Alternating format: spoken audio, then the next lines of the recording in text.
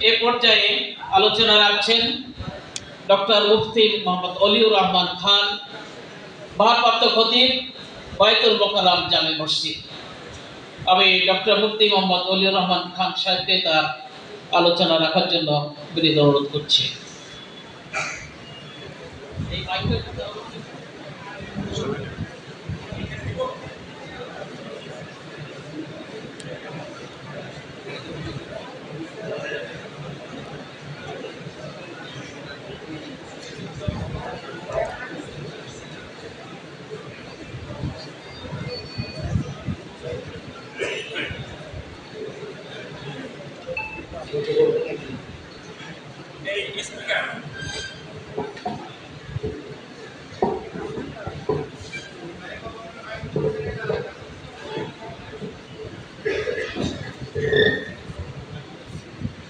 الحمد لله رب العالمين، والصلاة والسلام على سيد المرسلين وعلى آله وأصحابه الطيبين الطاهرين ومن دعا بدعوتهم وسار على نهجهم بإحسان إلى يوم الدين. أما بعد، فقد قال الله تبارك وتعالى: أعوذ بالله من الشيطان الرجيم، بسم الله الرحمن الرحيم، واعتصموا بحبل الله جميعا ولا تفرقوا واذكروا نعمة الله عليكم إذ كنتم أعداء فألف بين قلوبكم فأصبحتم بنعمته إخوانا. صدق الله مولانا العظيم. قال رسول الله صلى الله عليه وسلم: من رأى منكم منكرا فليغيره بيده، فإن لم يستطع فبلسانه، فإن لم يستطع فبقلبه، ذلك أضعف الإيمان، أو كما قال عليه الصلاة والسلام. আজকের এই উলামায়ে কেরামের, মাসাজিদের আইম্মায়ে কেরামের সম্মানে বাংলাদেশ জামায়াত ইসলামীর উদ্যোগে আয়োজিত মত বিনিময় সভার সম্মানিত সভাপতি, সম্মানিত প্রধান অতিথি বৃন্দ, দেশের প্রখ্যাত ওলামা, কুররা, হুফাজ, ফুকাহা, মুফতিয়ানে কেরাম, আইম্মায়ে কেরাম, অন্যান্য দেশপ্রেমিক ইসলামী তৌহিদি জনতা, আসসালামু আলাইকুম ওয়া রাহমাতুল্লাহি ওয়া বারাকাতুহু। আল্লাহ তাআলা আমাদেরকে যে পরিমাণ কাজ এবং কোরবানির পর বিজয় দিবেন, সম্ভবত সেই পরিমাণ ত্যাগ, কোরবানি আমাদের কলিজার টুকরা ছাত্ররা বৈষম্য বিরোধী ছাত্র আন্দোলনের ব্যানারে করতে সক্ষম হয়েছে। যে পরিমাণ রক্ত এবং শাহাদাতের পর আল্লাহ তাআলা আমাদের এই স্বাধীন দেশকে মুক্ত করবেন, সেই পরিমাণ তারা, এই জন্য আমরা সর্বপ্রথম বৈষম্য বিরোধী ছাত্র আন্দোলনের শহীদানের রূহের মাগফিরাত কামনা করছি। আল্লাহ তাআলা তাদেরকে হযরত হুসাইন রাদিয়াল্লাহু তাআলা আনহুর শহীদি কাফেলায় সংযুক্ত করুন, আমিন। যারা এই কঠিন একটি স্বৈরাচারী ফেরাউনি শাসনের মধ্যে আজ থেকে 15 বছর, যেখানে আমাদের আকাবেররা, বড়রা, ওলামায়ে কেরাম, বুদ্ধিজীবী, চিন্তাশীল, দেশপ্রেমিক নেতৃবৃন্দ, যেখানে তাদের বুলেটের সামনে, অত্যাচারের সামনে, আয়না ঘরের ভয়ে তারা দাঁড়াতে পারতেন না, সেই সময় আল্লাহ তাআলা এই কিশোরদের মনে, এই আমাদের আলিম পাস, দাখিল পাস ছাত্রদের মনে, বিভিন্ন মাদ্রাসা থেকে যারা দ্বীন, ঈমান, তাওহীদের বীজ অন্তরে লালন করে করে দেশের সর্বশ্রেষ্ঠ বিশ্ববিদ্যালয়গুলো, ঢাকা বিশ্ববিদ্যালয়, বুয়েট, চুয়েটে তারা এই দেশপ্রেম এবং ঈমানের আলো নিয়ে পড়াশোনা করত, আল্লাহ তাআলা তাদের অন্তরে সূরা ফিলের সেই তয়রান আবাবিল, ঝাঁকে ঝাঁকে পাখির যে চেতনা, তারমিহিম বিহিজারাতিন মিন সিজ্জিল, ফাজআলাহুম কাআসফিন মাকুলের চেতনা এমনভাবে দিয়েছেন যে তারা বুলেটের সামনে, পুলিশের সামনে, হেলমেট বাহিনী, গুন্ডা বাহিনী, এই সমস্ত দুর্বৃত্তের সামনে তারা বুক পেতে দিয়েছে এবং তাদের শাহাদাতের বিনিময়ে এই আমাদের 15 বছরের আন্দোলন সফল হয়েছে। আজকে যদি আমরা এই আমাদের বয়স এখন 55-60-এর ঘরে, এই ছেলেগুলো আমাদের সন্তানগুলো, এদের রক্তের ঋণ যদি আমরা কিঞ্চিত শোধ করতে চাই তাহলে ওয়াতাসিমু বিহাবলিল্লাহি জামিআন ওয়ালা তাফাররাকু, এই আয়াতের বাইরে গেলে মনে হয় আমরা আল্লাহর আদালতে দাঁড়াতে পারবো না। আমি আপনারা সবাই ওলামায়ে কেরাম, আমি মোহাম্মদপুরে 2005 থেকে বসবাস করি। ইসলামিক ফাউন্ডেশনে প্রধান মুহাদ্দিসের দায়িত্ব পালন করতাম। আমরা চিন্তার দিক থেকে ঐক্যের জন্য, দেশের স্বাধীনতা সার্বভৌমত্বের জন্য, এই স্বাধীন দেশটিকে সংখ্যাগরিষ্ঠ মানুষ যেখানে 92 জন মানুষ যেখানে মুসলিম তাওহীদপন্থী, সেখানে তো ইসলামী দৃষ্টিকোণ থেকে তো বটেই, গণতান্ত্রিক ভাবেও তো অধিকাংশ মানুষের চিন্তা চেতনার প্রতিফলন থাকতে হবে সংবিধানে। অধিকাংশ মানুষের যে বিশ্বাস, কোরআনী শাসন, খিলাফত আলা মিনহাজিন নবুওয়া, খিলাফত আলা মিনহাজি খুলাফায়ে রাশিদিন প্রতিষ্ঠার স্বপ্ন বা এই আকাঙ্ক্ষা বাস্তবায়িত হলেই তো এই দেশে গণতান্ত্রিকভাবে বা অধিকাংশ মানুষের মত প্রতিফলিত হয়েছে বলে বলা যাবে। সুতরাং যে কোনোভাবে গণভোট হোক, সাধারণ নির্বাচন হোক, যে কোনোভাবে বা বিপ্লবী সরকার হোক, এই দেশে কোরআনী শাসন ছাড়া অন্য কোনো শাসন তো এই দেশে কোনোভাবেই সেটা গ্রহণযোগ্য নয়। তো এই স্বপ্ন নিয়ে যারা শাহাদত বরণ করেছেন, যারা কষ্ট করেছেন, জননেতা সেলিমউদ্দিন ভাই, তাকে আমি কোন কোন আন্দোলনে হোন্ডার পিছনে চলতে দেখেছি। এতটুকুই বললাম, মানে এতই কষ্ট ইত্যাদির বিনিময় হয়েছে। যারা অন্য দল থেকে এসেছেন তাদেরও মসজিদে কথা বলতে কত কষ্ট হয়েছে। এমনকি এই গত 19 তারিখের জুমার দিনেও যেখানে যুবকদের বিজয় অর্জন হচ্ছে, স্বৈরাচারের পতন হচ্ছে, সেই জুমার দিনেও আমাদের জাতীয় ইমাম সমিতির সম্মানিত সভাপতি আল্লামা কাজী আবু হুরায়রা সাহেব আছেন। আমরা সেই সংগঠনে আছি ইমাম হিসেবে, খতিব হিসেবে। তিনি জানেন আমাদের অনেক খতিবদেরকে 19 তারিখেও শুধু শহীদদের জন্য মোনাজাত করার কারণে এবং এই অধিকারের আন্দোলনের পক্ষে কথা বলার কারণে তাপসরা, নানকরা, গুন্ডারা তারা হুমকি দিয়েছে এবং চাকরি খাওয়ার ভয় দেখিয়েছিল। আল্লাহ তাআলা আমাদের চোখের পানিকে কবুল করেছেন, শেরশাদের কান্নাকে আল্লাহ কবুল করেছেন, যে কারণে অকল্পনীয়ভাবে 5ই আগস্ট ফেরাউনের চেয়ে আরেকটি জঘন্য সরকারের পতন হয়েছে। আমি কেন ফেরাউনের কথা বলবো? আপনারা জানেন ফেরাউন ইতিহাসে সবচেয়ে নিকৃষ্ট স্বৈরাচারী একটি শাসক বলে ইতিহাসে আছে। তার অপরাধ ছিল সে বনি ইসরাইলকে জুলুম করত আর কয়েক শত ছেলে শিশুকে জবাই করেছিল। ইউযাববিহুনা আবনাআহুম ওয়া ইস্তাহইয়ুনা নিসাআহুম। আর আমাদের এই পরাভূত এই ফ্যাসিস্ট সরকার, তারা আমল নামায় কি রেখেছে দেখুন। আমি তো মনে হয় প্রফেসর রশিদ আহমদ আমার ভাই, উনি বই লিখবেন, ওনার ছাত্ররা বই লিখবে যে এক একটা আইটেম ধরুন, পিলখানার হত্যাকাণ্ড ঘটিয়ে আমাদের দেশপ্রেমিক 65 জন ঊর্ধ্বতন সেনা কর্মকর্তাকে হত্যা করেছে, যা 71-এর যুদ্ধেও হয় নাই। আয়না ঘর তৈরি করে বড় বড় ব্যক্তিদেরকে, দেশপ্রেমিকদেরকে, ব্রিগেডিয়ার জেনারেলকে, প্রফেসরদেরকে, বুদ্ধিজীবীদেরকে তারা ঢুকিয়েছে, খুঁজো নেয়নি, তাদের কঙ্কাল বেরিয়েছে। তারা সাগররুনি হত্যার বিচার না করার জন্য 104 বার তারিখ দিয়েছে।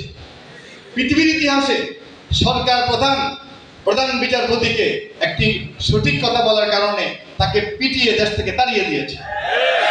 ঢাকার রমনা পার্কে আমাদের ইসলামী ব্যাংক সমূহের কর্মকর্তা বৃন্দকে বাসায় গিয়ে বিভিন্নভাবে তাদেরকে পিস্তল ঠেকিয়ে ব্যাংকগুলিকে ডাকাতি করেছে। এত বেশি আধুনিক কোন বিশ্বে এত ব্যাংক ডাকাতি, হাজার কোটি লক্ষ কোটি টাকার এরকম দুর্নীতি পৃথিবীর কোথাও নেই। এইভাবে শাপলা চত্বরে শত শত আলেম হাফেজকে হত্যা করেছে। তারা বিভিন্ন সময়ে মুজাহিদকে হত্যা করেছে। বাস থেকে নামিয়ে আমি কুষ্টিয়া ইসলামী বিশ্ববিদ্যালয়ে পিএইচডি করেছি। আমার ছোট ভাইদের কথা স্মরণ হলে আমার চোখ দিয়ে পানি আসে। আমি অনেক সময় তাদের হলে গিয়ে থাকতাম, মসজিদে গিয়ে নামাজ আদায় করতাম। সেই ছেলেদেরকে বাস থেকে সাভারে, গাবতলীতে তুলে নিয়ে গিয়েছে রেবের লোকেরা, আজও তাদেরকে ফেরত পাওয়া যায় না। ৬০০ মানুষকে গুম করা হয়েছে। ইলিয়াস আলীকে নিয়ে কিভাবে নির্মমভাবে হত্যা করা হয়েছে। এরপর এই গত কয়েক বছরে প্রত্যেকটি মিছিলে নির্মমভাবে গুলি করা হয়েছে। তারা পরিকল্পিতভাবে ২৩,০০০ আনসার নামক গুন্ডাকে নিয়োগ দিয়েছে। পরিকল্পিতভাবে ৩০,০০০ ছাত্রলীগের চরিত্রহীন এবং দুর্বৃত্ত, এদের বৃত্তি পরিচয়হীন লোকদেরকে পুলিশে চাকরি দিয়েছে। তারা আলেম ওলামাকে গুলি করে উল্লাস করেছে। এত বড় ফেরাউন পৃথিবীর ইতিহাসে আর আসে না। সুতরাং আপনারা বই লিখবেন এবং জনমত তৈরি করবেন। এরপরে আমি যে কথাটি বলতে চাই সেটি হলো যে আমাকে বর্তমান কর্তৃপক্ষ অন্তর্বর্তী সরকারের নির্দেশনায় এবং ধর্ম বিষয়ক উপদেষ্টা প্রফেসর ডক্টর আহমদ খালিদ হোসেন, সজ্জন ব্যক্তি, ভদ্র মানুষ, তার নির্দেশে বাইতুল মুকাররমের খতিবের দায়িত্ব প্রদান করেছেন। এর পটভূমিকা হলো ওই কৌমি জননী যিনি খেতাব দিয়েছিলেন রুহুল আমিন এবং যিনি নৌকা মার্কা ইলেকশন করার জন্য প্রার্থী হয়েছিলেন এবং যিনি শেষ সময়ে ইসলামিক ফাউন্ডেশনের মতো একটি ধর্মীয় প্রতিষ্ঠানে যেখানে হাজারো মানুষের অবদান আছে, সেই প্রতিষ্ঠানের সামনে এই শেখ মুজিবের ভাস্কর্য নির্মাণের জন্য তিনি অনুমোদন দিয়েছিলেন। সেই অনুমোদনের কাগজ আপনারা প্রশাসনে গেলে পাবেন। সেই রকম ব্যক্তি যিনি মানুষ মরছে রাস্তায়, তিনি অন্য মোনাজাত করেন। যেদিন ছাত্ররা নিহত হচ্ছে একবারও তিনি শহীদদের জন্য দোয়া করেন নাই, তিনি অন্য উজু ইস্তেঞ্জার ওয়াজ করেছেন। এই পর্যায়ে মানুষ সংক্ষুব্ধ হয়েছে এবং আপনারা অনেকেই জানেন গত 15ই জুলাই থেকে আজকে 25শে আগস্ট তিনি বাইতুল মুকাররমে প্রবেশ করতে পারেন না। এই গত 5টি জুমার একটাতেও তিনি আসতে পারেন না। জনমত, তৌহিদি জনতা, মুসলমানরা তাকে সহ্য করতে পারছে না। এমত অবস্থায় সচিব মহাপরিচালককে বলেছেন সে দায়িত্ব পালনে অপারগ, তাকে সুযোগ দেন এবং আমাদের তরফ থেকে মোটামুটি সব আলেমরা যাকে চিনে, বংশ পরিচয় আছে বা লেখাপড়া সব দিকে করেছে, এরকম একজনকে অস্থায়ীভাবে দেন। আল্লাহর রহমতে চিঠি দিয়ে আমাকে সেই দায়িত্ব দেওয়া হয়েছে। আমি আপনাদের কাছে দোয়া চাই যে আমি যেন যতদিন দায়িত্ব থাকবে আমি দেশকে নিয়ে, আপনাদের সবাইকে নিয়ে এগিয়ে যেতে পারি। আমার কথা হলো, গত জুমায় আমার ভাষণ ইনকালাবে এসেছে। আমি আসলে বানিয়ে নয়, আমার মন থেকে কথাটা এসে গেছে যে রাতের আধারে মানুষকে ডুবিয়ে মারার জন্য এভাবে তারা আগ্রাসী শক্তি, শয়তানি শক্তি, পানির আগ্রাসন চালিয়েছে। এটাই হেডলাইন হয়েছে ইনকালাবে। দেখুন গত জুমায়, এর আগের জুমা আমি পড়িয়েছি, এরকম কথাই বলেছি। আগামী জুমা ইনশাল্লাহ পড়াবো। এরপরে আমি কখনো অন্যত্র গেলে হয়তো অন্য কেউ পড়াবেন, কিন্তু আমাকে সরকার অফিস আদেশ দিয়ে দায়িত্ব দিয়েছে। আপনাদের দোয়া চাই, ভালোবাসা চাই, সমর্থন চাই। আমি মাওলানা আতাউর রহমান খান রহমতুল্লাহ আলাইহি এমপি ছেলে, আর আমার বড় ভাই ওবায়দুর রহমান খান নদভী, আমার ছোট ডক্টর খলিলুর রহমান, এরপর মাওলানা রিজওয়ানুর রহমান, সবার ছোট ভাই হলো কবি মুহিব খান। আপনারা কি জাগ্রত কবি মুহিব খান? কেন বললাম যে আমাকে আপনারা বেশি না দেখলেও যেন পর মনে না করেন। এখন আপন মনে করে তিনটা কথা বলি। এক হলো সিফিনের যুদ্ধে হযরত আলী রাদিয়াল্লাহু তাআলা আনহু এবং হযরত মুআবিয়া রাদিয়াল্লাহু তাআলা আনহুর মধ্যে দুজনেই সাহাবী ছিলেন, আলেম ছিলেন। রাতের বেলা মিলমাল হয়ে গিয়েছে। আপনারা জানেন রাতের বেলা একটা সমঝোতা হয়ে পড়েছে, তারা ঘুমিয়েছেন। শেষ রাতে আব্দুল্লাহ ইবনে সাবা মুনাফিকের দুর্বৃত্তরা এই দলে প্রবেশ করে ওদের উপর তীর মেরেছে, কিছু ওই দলে প্রবেশ করে এদের উপর তীর মেরে ফজরের পরে এমন যুদ্ধ লাগালো যে যুদ্ধে মহান 10,000 সাহাবী শাহাদত বরণ করেছিলেন। এই জন্য সতর্ক থাকতে হবে। এখন কিছু লোক কথা বলছে যে বিএনপির এরা এরকম করে, বিএনপির এরা বলছে জামাত ইসলামীরা এই করছে। এটা হলো মনে করতে হবে কি শয়তানি চক্রান্ত। আমাদেরকে কোনোভাবেই ঐক্যের জন্য ক্ষতি করে একটি বাক্য সোশ্যাল মিডিয়াতে বা কোথাও বলা ঠিক হবে না।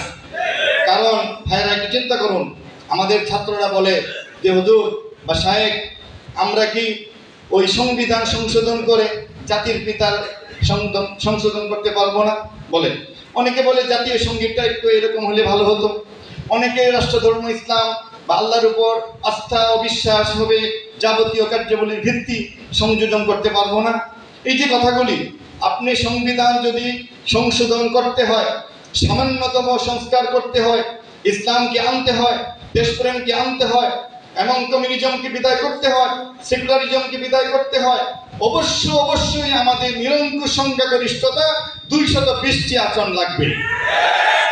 এখন বলেন 220টি আসন আগামী 2 বছর হোক 5 বছর হোক নির্বাচন যখনই হয়, পেতে হলে আমাদের এই দেশপ্রেমিক জাতীয়তাবাদী সাথে ইসলামী দলগুলোর ঐক্য কত বেশি জরুরি। এই জন্য আমাদের শুধু নির্বাচনী ঐক্য নয়, এমনভাবে আমাদেরকে কাজ করে যেতে হবে।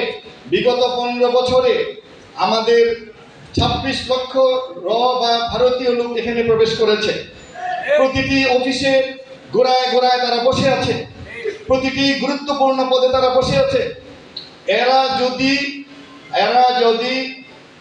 ডালে ডালে হাঁটে, আমাদেরকে পাতায় পাতায় হাঁটতে হবে। এরা যদি 15 বছরে যা করেছে, এগুলিকে আমাদেরকে অতন্দ্র প্রহরীর মতো পাহারা দিতে হবে। আমাদের বড়রা বলেছেন, গুরুত্বপূর্ণ ডক্টর আবু ইউসুফ খান, তামিল মিল্লাতের প্রিন্সিপাল, আমরা মিটিং করে এসেছি, তিনি বলেছেন যে আমাদেরকে সারা রাত পাহারা দিতে হবে। দেখুন, এরা প্রথম সনাতন ধর্মের নামে একবার ময়দানে এসেছিল, পিটুনি খেয়ে পালিয়েছে। এরপর এরা আনসার বাহিনীর নামে গতকালকে কি তাণ্ডব করেছে, পিটুনি খেয়ে পালিয়েছে। সামনে এরা পল্লী বিদ্যুতে একটা স্যাবোটাইজ করবে, এখানে আমাদেরকে প্রহরী রাখতে হবে। এরপর এরা গার্মেন্টস শ্রমিকদেরকে নিয়ে আরেকটা কু করার চেষ্টা করবে, সেখানে আমাদেরকে পাহারা দিতে হবে। এরা রিক্সা শ্রমিক নিয়ে আসবে, এরা ফুটপাতের ব্যবসায়ী নিয়ে নামবে। এমনকি এরা এত নিকৃষ্ট, এরা কোনো সময় পতিতাদেরকে দিয়ে মিছিল করাইতে পারে। যেমন আশা যে এনজিও, তারা কিন্তু 4 দলীয় জোটকে উৎখাত করার জন্য এরকম মেয়ে লোক দিয়ে ঢাকা শহর ভরে ফেলেছিল। এই জন্য প্রথম কু কি ছিল, সেনাবাহিনীর কিছু নিয়ে, এরপরে ছিল প্রধান বিচারপতিকে দিয়ে একটা কু। প্রধান বিচারপতির কু যেভাবে ছাত্র জনতা ঐক্যবদ্ধভাবে প্রতিহত করেছে, আনসার বাহিনীকে প্রতিহত করেছে, পুলিশের বেয়াদবগুলিকে প্রতিহত করতে হবে, বিডিআর এর বেয়াদবগুলিকে প্রতিহত করতে হবে, প্রশাসনের দুর্বৃত্তগুলিকে প্রতিহত করতে হবে। এইভাবে সংস্কার করে সিলেবাস সংস্কার করতে হবে, যে সিলেবাস পড়লে আমাদের ছেলেরা সবাই কোরআনের অনুসারী হবে, যে সিলেবাস পড়লে ব্লগার তৈরি হবে না, যে সিলেবাস পড়লে এরকম ভারতের হিন্দুস্তানের দালাল তৈরি হবে না, যে সিলেবাস পড়লে আমাদের চলচ্চিত্র, সংস্কৃতি, শিক্ষা, সাহিত্য সর্বত্র ভালোর একটি রেখা হবে। এইভাবে আমাদেরকে দীর্ঘমেয়াদী কাজ করতে হবে। মাওলানা দেলোয়ার হোসেন সাইদি রহমতুল্লাহ আলাইহির সবচেয়ে বড় অবদান কি? তিনি স্কুল, কলেজ, বিশ্ববিদ্যালয়, অফিস, আদালত সর্বত্র ইসলাম প্রেমী একটি জনগোষ্ঠী তৈরি করতে পেরেছিলেন এবং তাকে কওমি উলামায়ে কেরাম সম্মান করতেন। তিনিও সাইকুল হাদিস আল্লামা আজিজুল হক সহ সবাইকে তিনি মহব্বত করতেন। এবং মাওলানা আব্দুর রহিম হাফিজি হুজুর রহমতুল্লাহ আলাইহি, তিনি আমার আব্বা মাওলানা রহমান খান রহমতুল্লাহ আলাইহি, সুলতান জোক রহমতুল্লাহ আলাইহি, মুহিউদ্দিন খান রহমতুল্লাহ আলাইহি সহ পরবর্তী অনেকেই ঐক্যবদ্ধভাবে তারা কাজ করেছেন। এই জন্য ঐক্যের কোনো বিকল্প নাই। এখন ছোটখাটো বিষয় নিয়ে আলোচনা করলে আমাদের বোকামি হবে। আমাদেরকে সামনের নির্বাচনের জন্য এমনভাবে ঐক্যবদ্ধ হতে হবে যেন ইসলামী জাতীয়তাবাদী তৌহিদবাদী শক্তি প্রথম স্থান অধিকার করে। কারণ দ্বিতীয় স্থান হয়ে বিরোধী দলে হয়ে কিছু কাজ করা যাবে না, অথবা ওই 20 জনের বা 40 জনের মন্ত্রিসভায় 3 জন তেমন কিছু করা যায় না, এটা আমাদের প্রমাণিত। সুতরাং আমাদের সামনের দিনগুলো খুবই কঠিন। এই সর্বদলীয় ঐক্য, ফ্যাসিস্ট এবং যারা গণহত্যা করেছে, যারা গণহত্যা করে 1100 ছাত্র হত্যা করেছে এদেরকে, এবং এই অতগুলি অগণতান্ত্রিক কাজ করেছে, এদেরকে নিষিদ্ধ করার জন্য জনমত করে তুলতে হবে। ভারতের যারা দোসর এবং হিন্দুস্তানের কাছে যারা দেশ বিক্রি করতে চেয়েছিল, এগুলির প্রমাণ হতে হতে এদেরকে এমনভাবে কোণঠাসা করতে হবে যে এরা নির্বাচনে আসার মতো কোনো সাহস না পায়। সেখানে ইসলামপন্থীরা বিজয়ী হবে, আর দেশপ্রেমিক জাতীয় পার্টি, বাম বা অন্যান্য বাসদ তারা বিরোধী দল হবে। এইভাবে এরকম একটি পরিকল্পনা নিয়ে আগাতে হবে। তো আমরা খুব সাবধানে কাজ করি, নিজেরা সাবধান থাকি। অতন্দ্র প্রহরীর মতো প্রত্যেকটি অফিস, আদালত, রাস্তাঘাট, ট্রাফিকিং আমাদেরকে লক্ষ্য রাখতে হবে। এবং আলহামদুলিল্লাহ আপনারা ইমাম, প্রত্যেকেরই হাজার হাজার ফলোয়ার্স আছে, হাজার হাজার ভক্ত আছে। যে কোনো জায়গায় কোনো আশঙ্কা দেখলে মোবাইলে মেসেজ দিয়ে দিবেন। যেমন রজব তৈয়ব এরদোয়ান, তাকে একটি পরাশক্তি উৎখাত করতে চেয়েছিল, তিনি শুধু অনলাইনে একটি মেসেজ দিয়েছিলেন। আল্লাহ তাআলা আমাদেরকে সুদৃঢ় ঐক্য দান করুন। আমিন। ইন্নাল্লাহা ইউহিব্বুল লাযীনা ইউকাতিলুনা বিআনুম মারসুস ইউরিদুনা আন ইউতফিউ নূরাল্লাহি বিআফওয়াহিহিম ওয়াল্লাহু মুতিম্মু নূরিহি ওয়ালাউ কারিহাল কাফিরুন।